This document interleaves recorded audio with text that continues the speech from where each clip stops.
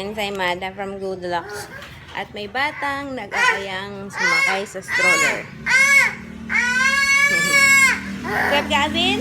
We do that in the afternoon. Later in the afternoon, okay? It's what time na ba? 9 pa lang yata. Hi, Mr. Froggy.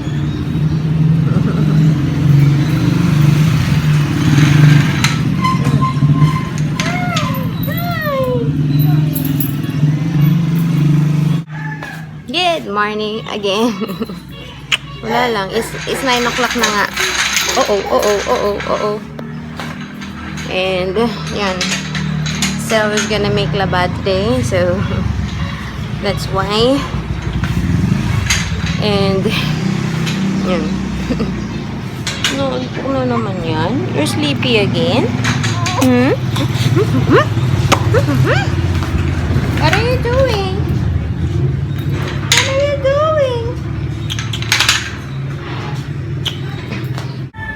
Sarap tulog ng bata, oh. Ang car seat niya.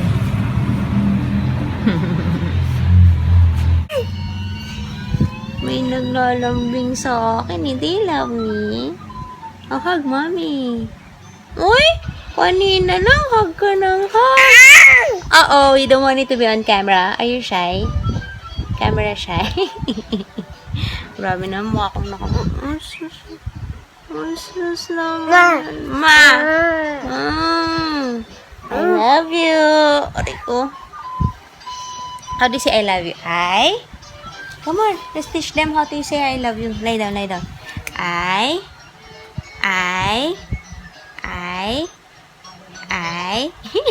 muna. I love you. Yay! Point at yourself. I love. Okay, lilig ni hangin.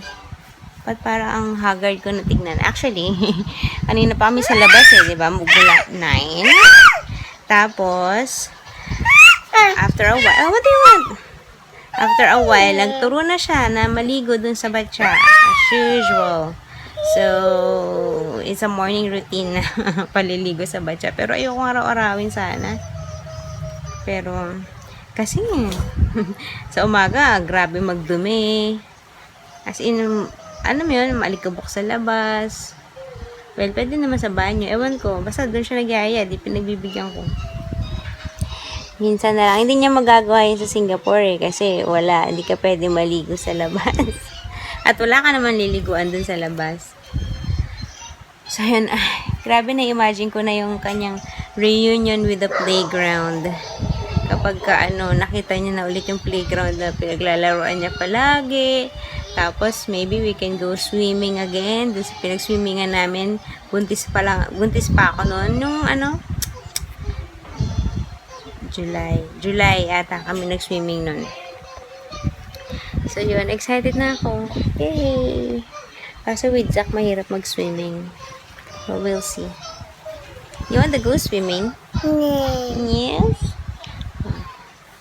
Yun lang. Ay, naka.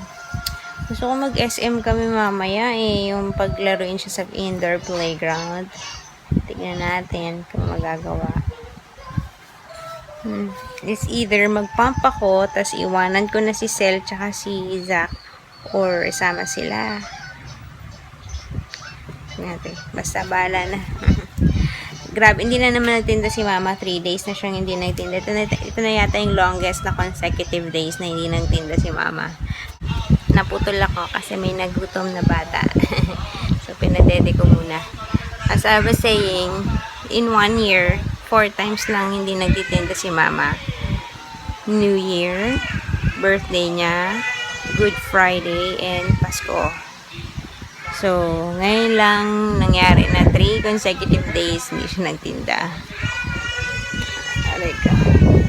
Ano ko si Kuya? Ang ingay sa labas ni Kuya. Naglalaro sila ni Russell eh. Ay, inis yata. Aray ka. Usus. Sleepy baby. Sleep na yan. Sleep na yan. Later, gonna take a bath. Sarap tulog ng bata, oh.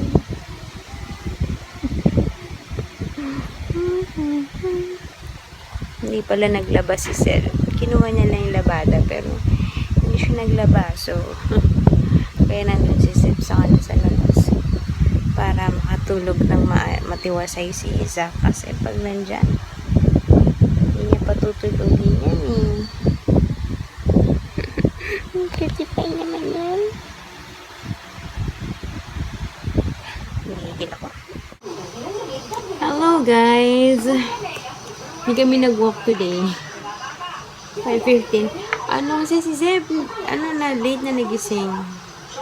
Kaya ayoko naman siyang gisingin for the sake of, malabas kami. Kasi nagising siya, mga 4:45. Naku, nananaginip. Paano kaya yun, no? Parang every time na lang ganun eh. Nagigising siyang nananaginip.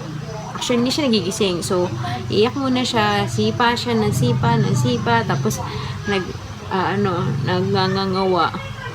Hanggang sa ginising ko na talaga kasi gising siya. Tapos yun, pagkagising niya, edi iyak siya. Kasi nga, naiinis siya eh.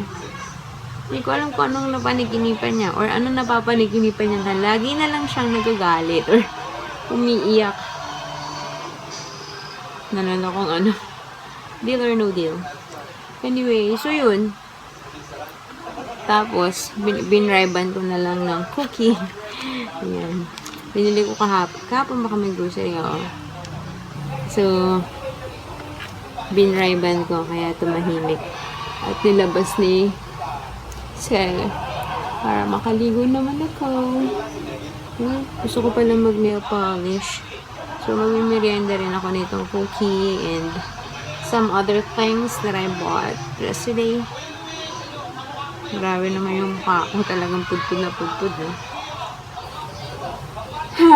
Ayun. In fair. Na-miss ko. Actually, kanina I was contemplating on going to SM. Kami ni Zeb. Kasi di siya usually ngayon. Recently kasi ang nap time niya na 1 o'clock, 1:30, ganun. Kanina, alas 2 pa lang. Alas 2, nagising pa rin. Kasi naisip ko, what if mag-SM kami dalawa ni Zeb para maglaro siya sa I was trying to pump. Hindi naman ako makarami. Pero ayoko may stress dun sa mga pag nagpapump, tapos konti na kukuha, tapos may stress ka na wala na akong gatas. Hindi dapat ganun. So, ayun, hindi ako makarami. Kaya, hindi na kami natuloy. Tsaka parang inantok ako bigla. So, yun. Kaya muna tayo guys. Merienda tayo. Hey! Nakapag-nail polish ako. Woohoo! Mabilisan lang.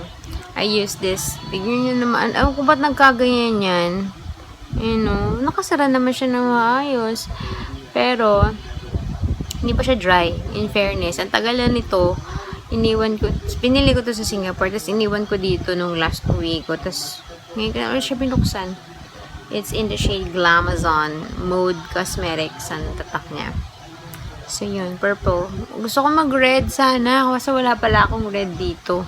May mga, ay putik, ang ganda-ganda ng hawak ko.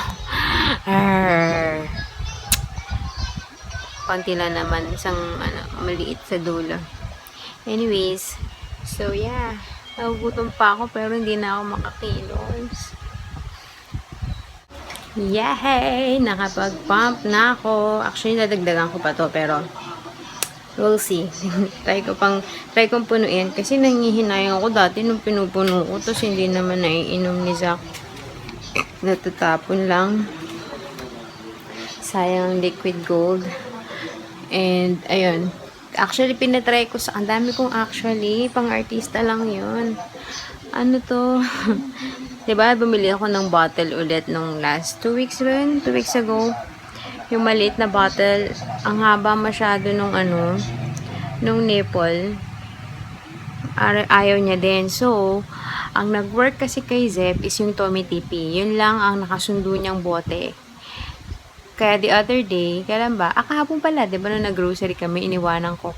Doon ko inilagay. Tapos sabi ni Sel, okay naman daw. So, hindi ko nakita yung, ang ganda ng kitiks ko. Hindi ko nakita yung actual na dinede niya. So, pero sabi niya, okay naman to. Kasi mas maiksi yung nipple ng Tommy TP. So, baka, yun, doon na lang ulit. Tapos, bili na lang kami sa Singapore nun. Ever since nung kay Zeb, 3 lang yung bote niya ng Tommy TP. At yun lang, yun at yun lang din. So, ngayon, nag-share pa sila ng kapatid niya. Pero we'll see. So, meron akong gatas. That means tomorrow, Zeb and I can go out and go to SM. Para kami magpi-play. Pero, hindi ko alam kung what time. Kung nag-start kasi mag-open yun 11:30 pa eh. Alangan. Kaya dapat is either patulugin siya ulit in the morning. Tapos kasi nagigising sa 7, 7:30. Kung mapapatulog siya ulit ng mga 10 or 11, pwede kaming lumabas after lunch. You'll see. So, yun. Basta meron na akong gatas. That's what's important. Yes! Hello! Hello! What's this? Hello! Bam bam bam! Azus! Azus! Azus! Mahalakak na to actually.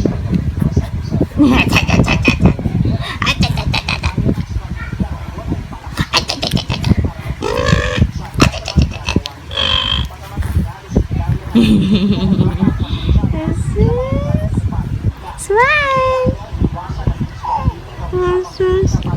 What happened? How was your sleep? Did you have a good sleep? Yes, Mommy. I had a very good sleep. Even though Kuya Zeb is so noisy. Nanggigigil ako. Nanggigigil ako. Mas matangos ang ilong ni Zach kay Zeb. Sus.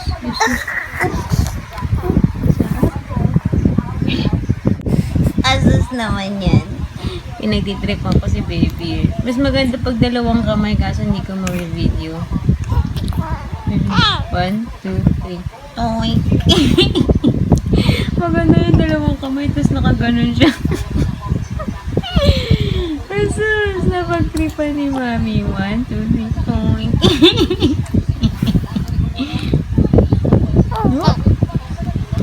What? Sorry, baby. Sorry. Oink.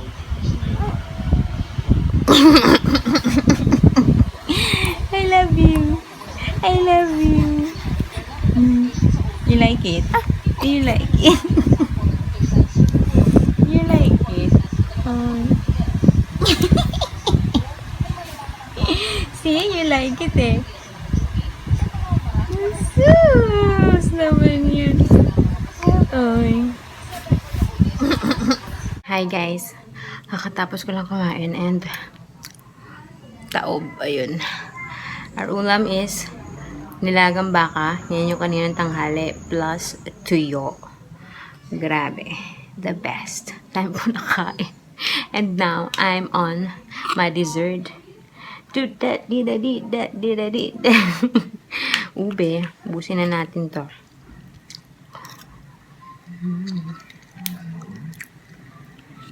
Masarap ng tuyo, no? Pero hindi pang araw-araw. Pero once in a while, pag yan ang ulam, grabe, kaing tawag doon, construction worker ako. Sometimes, the simplest ulam, yun pa yung mga the best, no?